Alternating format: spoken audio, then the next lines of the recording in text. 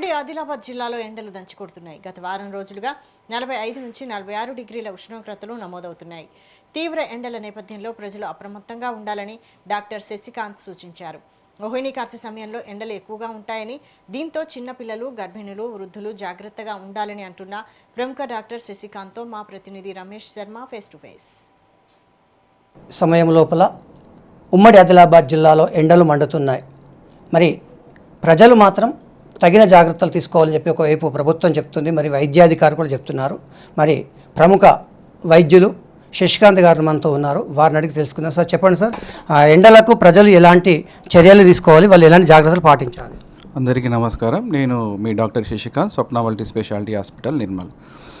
ఈ సమ్మర్, ఈ వేసవికాలం రోహిణి కార్తె టైంలో టెంపరేచర్స్ అంటే ఉష్ణోగ్రత 45 నుంచి 46 డిగ్రీల వరకు వెళ్ళిపోతున్నాయి.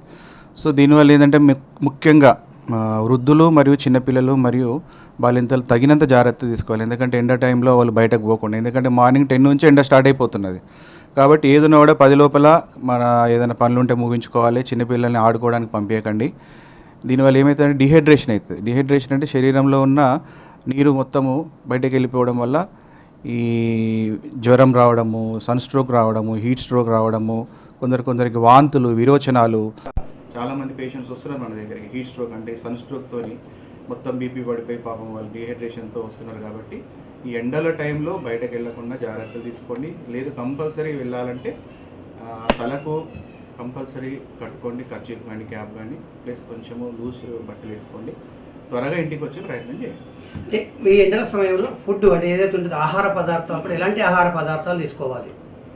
యూజువల్గా ఎండాకాలంలో ఫుడ్ తొందరగా ఖరాబ్ అయ్యే ఛాన్స్ ఉంటుంది. కాబట్టి ఎప్పటికప్పుడు మనము తయారు చేసుకున్న పదార్థాలు తీసుకుంటేనే మంచిదంటే నిన్నటి ఆహార పదార్థాలు తీసుకుంటే చెడిపోయే అవకాశం ఉంటుంది. దానివల్ల కూడా మనకు కొంచెం మోషన్స్, వామిటింగ్స్ అయ్యే ఛాన్స్ ఉంటుంది. కాబట్టి ఫ్రెష్గా అంటే ఎప్పటికప్పుడు తయారు చేసుకున్న ఆహార పదార్థాలు తీసుకున్నాం.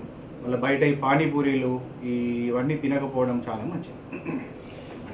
ప్రజలు ఎవరైనా సరే బయటకు వెళ్ళేటప్పుడు తగిన జాగ్రత్తలు తీసుకొని తలకు రుమాలు కట్టుకొని మరి ఎక్కువగా నీళ్లు తాగేటట్లుగా ద్రవ పదార్థాలు ఎక్కడ సేకరించేటట్లుగా ప్రజలు చూసుకోవాలని, మరి అదే కాకుండా నిల్వ ఉన్న పదార్థాలు ఎక్కువగా ఆహారంగా తీసుకోకుండా మరి ఎప్పటికప్పుడు ఆహార పదార్థాలు తయారు చేసుకొని మరి అదేవిధంగా రోడ్ల మీద దొరికే ఆహార పదార్థాలు తీసుకోవద్దని చెప్పి కూడా డాక్టరు తగిన